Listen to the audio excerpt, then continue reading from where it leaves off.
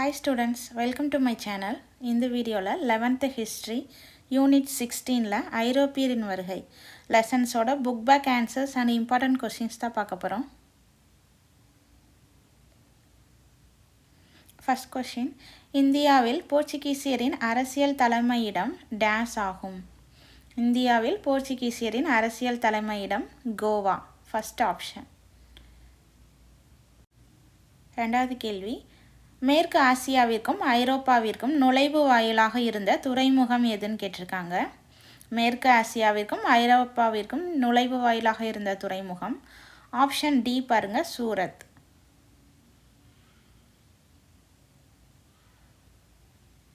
Third one பார்க்கலாம். ஆங்கிலேயர் 1639ஆம் ஆண்டு உள்ளூர் ஆட்சியாளரிடமிருந்து பெற்ற நிலத்தில் டேஸ் கோட்டையை கட்டினர் அப்படின்னு கேட்டிருக்காங்க. 1639 கட்டப்பட்ட கோட்டை எது? இதற்கு சரியான விடை ஃபர்ஸ்ட் ஆப்ஷன் பாருங்க, புனித ஜார்ஜ் கோட்டை.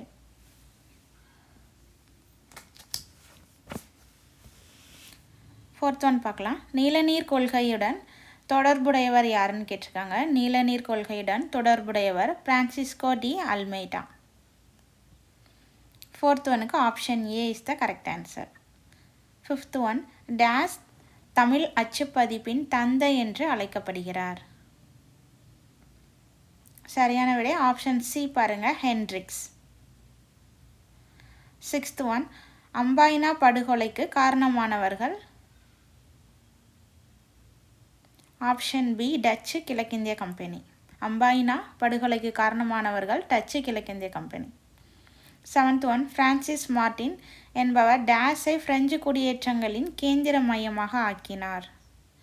சரியான விடை புதுச்சேரி. எய்த் ஒன், இரண்டாம் சார்லஸ் வரதட்சணையாக பெற்ற டேஸ் ஆங்கிலேய கிழக்கிந்திய கம்பெனிக்கு மாற்றம் செய்யப்பட்டது. ஆப்ஷன் சி பாருங்க, பம்பாய். நைன்த் ஒன், முதலாம் கர்நாடக போரின் போது டேஸ் புதுச்சேரியின் ஆளுநராக இருந்தார்னு கேட்டிருக்காங்க. இதற்கு சரியான விடை Dupleix. Option C is the correct answer. Tenth one, Robert Clive டேஸில் வெற்றி பெற்று வங்காளத்தில் ஆங்கிலேயர் ஆட்சியை வலிமை பெற செய்தார். எந்த போர்னா பக்சார் போர். Option C is the correct answer. Next 11th one பார்க்கலாம். வந்தவாசி போர் டேஸ்க்கு இடையே நடைபெற்றது. வந்தவாசி போர் அயர்கூட் மற்றும் லாலி இவர்களுக்கிடையே நடைபெற்றது.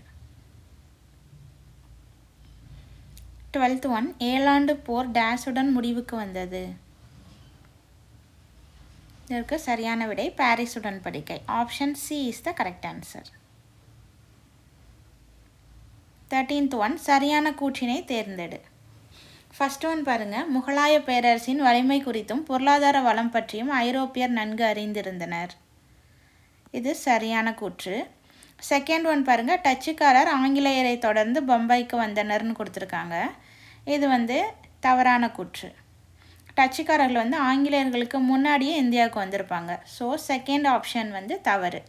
தேர்ட் ஒன் பாருங்க, தஞ்சாவூர் முகலாயர்களால் ஆளப்பட்ட அரசாக இருந்ததுன்னு கொடுத்துருக்காங்க. தஞ்சாவூர் நாயக்கர் மற்றும் மராட்டியர்களால் தான் ஆளப்பட்டிருக்கும். ஸோ இங்கே முகலாயர்னு கொடுத்துருக்கனால இந்த கூற்று தவறானது. ஃபோர்த் ஒன் பாருங்கள், பம்பாய் முக்கியமான வணிக மையமாக இருந்து சூரத்திலிருந்தும் ஒரிசாவிலிருந்தும் வணிகர்களை ஈர்த்ததுன்னு கொடுத்துருக்காங்க. இது தவறான கூற்று. ஈர்க்கவில்லைன்னு வந்திருக்கணும். ஓகே, பம்பாய் அந்த அளவுக்கு முக்கியமான வணிக மையமாக இருக்கலை. சூரத் தான் முதன்மையானதாக இருந்தது. ஸோ ஃபோர்த் ஆப்ஷன் அதுவும் தவறானது. 13th கொஸ்டினுக்கு ஆன்சர் ஃபர்ஸ்ட் ஆப்ஷன், முகலாய பேரரசின் வலிமை குறித்தும் பொருளாதார வளம் பற்றியும் ஐரோப்பியர் நன்கு அறிந்திருந்தனர் அப்படிங்கிறது மட்டும்தான் சரியான கூற்று.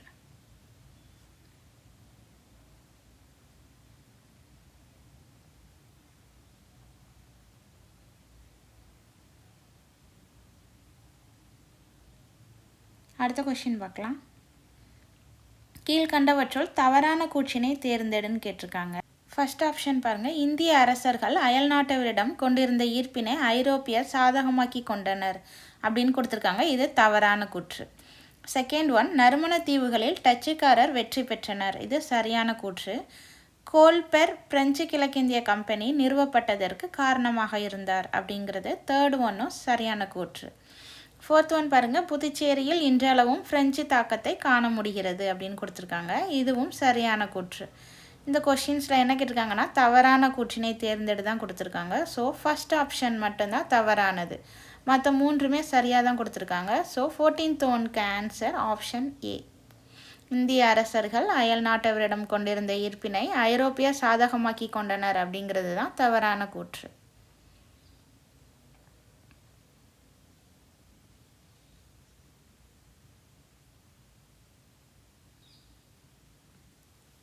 அடுத்த கொஷின் பார்க்கலாம். 15th ஒன், கீழ்கண்டவற்றுள் சரியான விடையை தேர்ந்தெடுன்னு கொடுத்துருக்காங்க. ஃபர்ஸ்ட் ஒன் பாருங்கள், பிளாசிப் போர் வணிக நிறுவனமாக இருந்த ஆங்கிலேய கிழக்கிந்திய கம்பெனியை வங்காளத்தின் மீது இறையாண்மை கொண்ட அரசியல் சக்தியாக மாற்றியதுன்னு கொடுத்துருக்காங்க. இது சரியானது. செகண்ட் ஒன் பாருங்கள், பெரும் நிலப்பரப்பை ஆட்சி செய்த இங்கிலாந்து வந்தவாசி போருக்கு பின் வணிக நிறுவனத்தை ஆளுகின்ற சக்தியாக எழுச்சி பெற்றது அப்படின்னு கொடுத்துருக்காங்க. இது தவறான கூற்று. இதற்கு சரியான விடை வந்து ஃபர்ஸ்ட் ஒன் மட்டும்தான் சரி.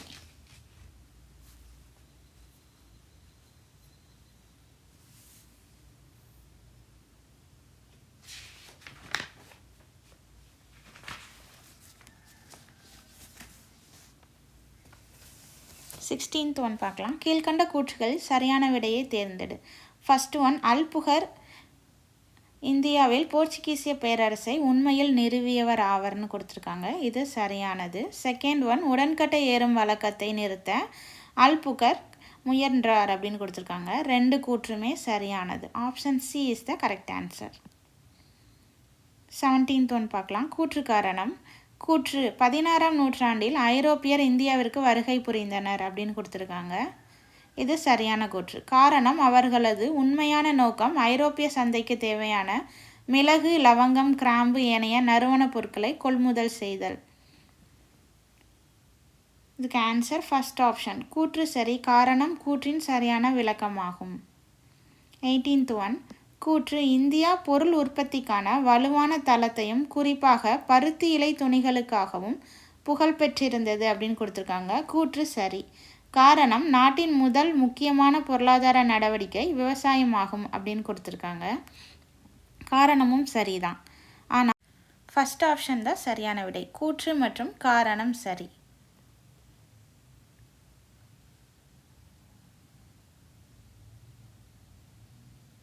நெக்ஸ்ட் பார்க்கலாம். கீழ்கண்டவற்றுள் எது தவறாக பொருத்தப்பட்டுள்ளதுன்னு கொடுத்துருக்காங்க. இதில் ஃபர்ஸ்ட் ஒன் பாருங்கள், தரங்கம்பாடி டேனியர், சர் தாமஸ் ரோ பிரெஞ்சுக்காரர்னு கொடுத்துருக்காங்க. இதுதான் தவறானது. அன்வாருதீன் ஆற்காட்டு நவாப், அல்புகர் போர்ச்சுகீசியர். 19th ஒன்க்கு ஆன்சர் வந்து option B, sir Thomas Roe பிரெஞ்சுக்காரர் அப்படிங்கிறது தான் தவறாக பொருத்தப்பட்டுள்ளது. நெக்ஸ்ட்டு 20th பார்க்கலாம். பொறுத்துக கொடுத்துருக்காங்க. சாமுத்ரி, சாமரின் அப்படின்னு கொடுத்துருக்காங்க. அதற்கு சரியான மேட்சிங் என்ன வரும்? கள்ளிக்கோட்டை அரசர். ஹென்ரிக்ஸ் அச்சுப்பதிப்பு, முசாஃபர் ஜங், ஹைதராபாத் நிஜாம், ஆற்காட்டு நவாப், சந்தா சாஹிப். இதில் கீழ்கண்ட ஆப்ஷன்ஸ் பாருங்கள் எது மேட்ச் ஆகுதுன்ட்டு. First option 4123. 20th ஆன்சர் வந்து ஆப்ஷன் ஏ. நெக்ஸ்ட் வந்து இம்பார்ட்டன்ட் கொஷின்ஸ் பார்க்கலாம். ஃபஸ்ட்டு 2 மார்க்ஸில் ஃபஸ்ட் கொஷின், நாயக்க அரசர்கள் யாவை, அவை நிறுவப்பட காரணம் என்ன? ஃபஸ்ட் கொஷின் வந்து இம்பார்ட்டண்ட். நாயக்க அரசுகள் யாவை, அவை நிறுவப்பட்ட காரணம் என்ன? நெக்ஸ்ட்டு 4th ஒன் பாருங்கள், சராப் மற்றும் உண்டியல் பற்றி நீ அறிவன யாவை? 4th question is important. Next 6th one, cards முறை என்றால் என்ன? இந்த 3 கொஷின்ஸும் வந்து ரிப்பீட்டடாக கேட்டிருக்காங்க.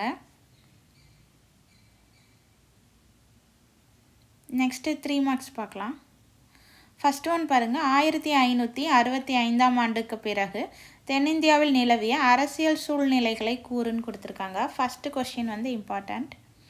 நெக்ஸ்ட்டு தேர்ட் கொஷின், கிழக்கு கடற்கரையில் ஐரோப்பியர் தங்களது குடியேற்றங்களை நிறுவ காரணம் என்ன? நெக்ஸ்ட்டு தரங்கம்பாடி பற்றி எழுதுக கேட்டிருக்காங்க. 8th ஒன் ஆனந்தரங்கர் நாட்குறிப்பு. இது ரிப்பீட்டட் கொஷின்.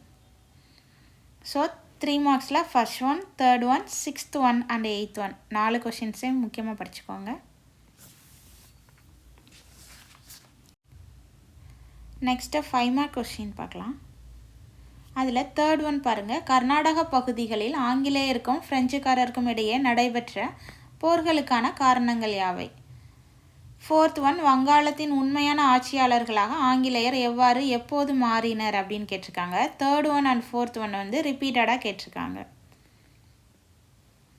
நெக்ஸ்ட் வந்து ஒரு காலக்கோடு கேட்டிருக்காங்க. ஐரோப்பியரின் இந்திய வருகை சார்ந்து வந்து 5 குடியேற்றங்களை குறிப்பிடுக.